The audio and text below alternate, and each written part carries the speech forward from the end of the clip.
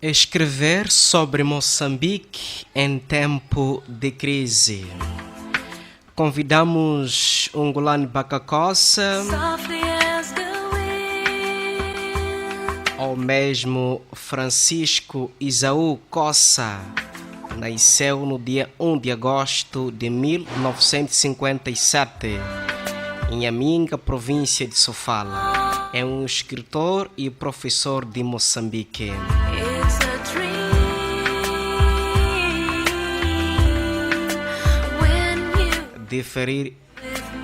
De referir ainda que Coça fez o ensino primário na província de Sofala e o ensino secundário parte em Lourenço Marques e parte na Zambésia. Em Maputo, tira o bacharelato em História e Geografia na Faculdade de Educação da Universidade Eduardo Mondlane e escreveu a função de professor do ensino secundário.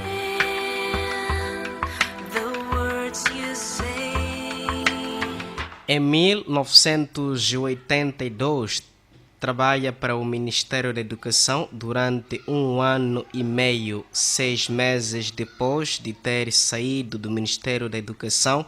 É convidado para trabalhar na Associação dos Escritores Moçambicanos, AEMO, da qual é membro. Iniciou a sua carreira como escritor com a publicação de vários contos e participou na fundação da revista Charrua da AEMO. Foi a realidade vivida em Niassa e Cabo Delgado, onde existiam as zonas de campos de reeducação que eram mal organizadas, que o fez inclinar mais para a literatura e por isso sentiu a necessidade de escrever para falar e expor essa realidade para as pessoas.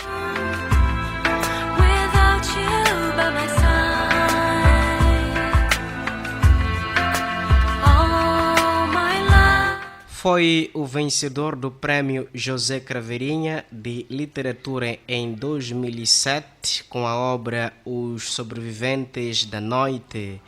Em 2002, o Walalap foi considerado um dos 100 melhores romances africanos do século XXI, dizia do século XX. Em 1990, ganhou o Grande Prêmio de Ficção Narrativa Moçambicana com o Walalap.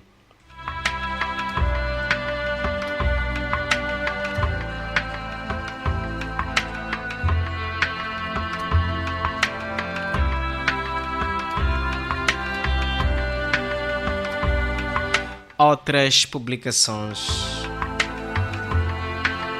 Obras publicadas: Walalap, 1987, romance, ganhou o Grande Prêmio de Ficção Moçambicana em 1990. Orgia dos Loucos, 1990, edição da Associação dos Escritores Moçambicanos. Histórias de Amor e Espanto, 1999. No Reino dos Abutres, 2002. Os Sobreviventes da Noite, 2007. Choriro, 2009. Entre as Memórias Silenciadas, 2013. E ontem, 21 de outubro de 2016, foi homenageado pela Universidade Pedagógica Delegação de Machixe, onde exatamente trouxe este assunto importante: escrever sobre Moçambique em tempo de crise. É isso que vamos acompanhar neste exato momento. atual. Estou em crer que ao me propor tivesse em vista um outro prisma, um outro ângulo, o que nos leva a escrever quando a crise se abate sobre nós. Permitam-me que cite um dos meus autores preferidos, o Vargas Llosa. Diz ele: a crítica por si só, mesmo nos casos em que é mais rigorosa e acertada, não consegue esgotar o fenómeno da criação, explicá-lo na sua totalidade. Haverá sempre numa ficção ou num poema bem conseguidos um elemento ou dimensão que a análise crítica racional não consegue apreender, porque a crítica é um exercício da razão e da inteligência, e na criação literária, além destes fatores, intervém, e às vezes de forma determinante, a intuição, a sensibilidade, a adivinhação, inclusivamente o acaso, que escapam sempre das redes da mais fina malha de investigação crítica. Por isso, ninguém pode ensinar o outro a criar, quando muito a escrever e a ler. O resto, cada um ensina a si próprio, tropeçando, caindo e levantando-se constantemente. Há 4 elementos que ressumam do texto citado: a intuição, a sensibilidade, a adivinhação e o acaso. E estes elementos jogam no campo do imponderável. Por vezes perguntamos o que terá levado o nosso poeta-amor, o herói nacional José Craveirinha, a escrever, e eu escolhi propositadamente este tema, as saborosas tangerinas de Inhambane, numa época de carência total, de desnorteio da nação, de quase paralisação das instituições. Ninguém poderá explicar, e não me furto de citá-lo. Serão palmas induvidosas todas as palmas que palmeiam os discursos dos chefes? Não são aleivosos certos panegíricos excessivos de vivas? Auscultemos os gritos vociferados nos comícios e nas bichas. São ou não são bizarros os sigilosos sussurros? Em suas epopeias de humanidade, deixam intactos os sonhadores. Sabotagem é despromover um verdadeiro poeta em funcionário. Não basta nos gabinetes os incompetentes, ainda mais a catifas e ar-condicionados. Aos dirigentes máximos poupemos os ardilosos organigramas, como são hábeis relatórios das empresas estatizadas, prosperamente deficitários, ou por causa das secas, ou porque veio no jornal que choveu a mais, ou por causa do sol, ou porque falta no trator um parafuso, ou talvez porque a polícia de trânsito não multou Vasco da Gama, infringindo os códigos na rota das especiarias de Calcute. E os nossos tímpanos secojantes murmúrios. Não é boa ideologia detectar na gênese os indesmentíveis boatos? Uma população que não fala não é um risco? Aonde se oculta o diapasão da sua voz? E quanto ao modismo desfazedor de versos, não sai poesia, será que sai? Nos verões crepusculares dos bairros de Canício, augúrios cor-de-rosa? Quem é o mais super na meteorologia das infaustas notícias?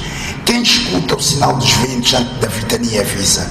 Na berma das avenidas asfaltadas de lixo, olhemos perplexos os sarcásticos prédios por nós escaqueirados. Não dói? Nas escolas é maninho melhor partirmos as carteiras e estudar no chão?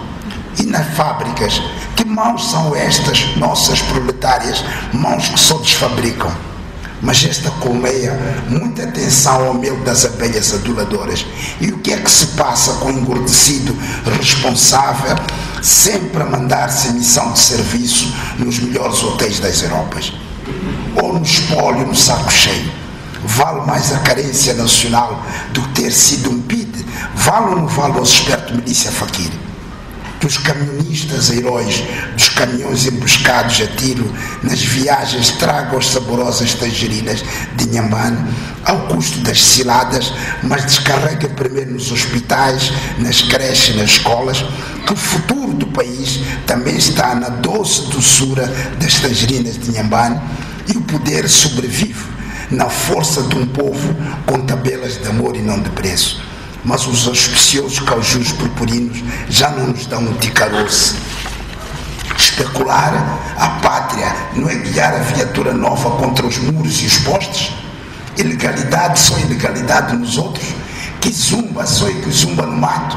Então juro que tangerina de Inhambane é tangerina de Moçambique. Eu adoro trincar voluptuosamente os sumarentos gomos da tangerina de Inhambane. E desde leste a oeste, quem não gosta das saborosas tangerinas de Inhambane? Então, os que abjuram os sagrados frutos da terra, façam lá mulheres e filhos. As orientações de alguns diretores desorientam os juízes.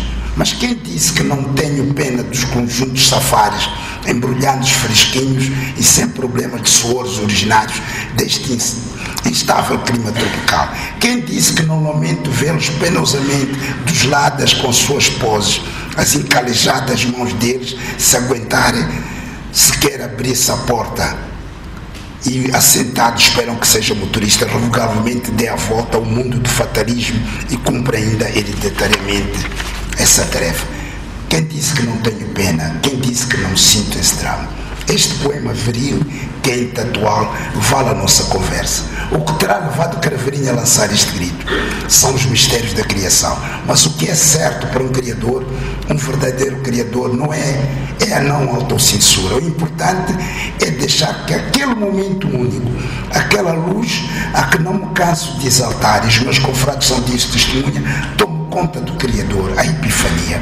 Aos poetas este fenómeno é recorrente e não há que censurar. A literatura está nos antípodas das ortodoxias, das ditaduras, das censuras.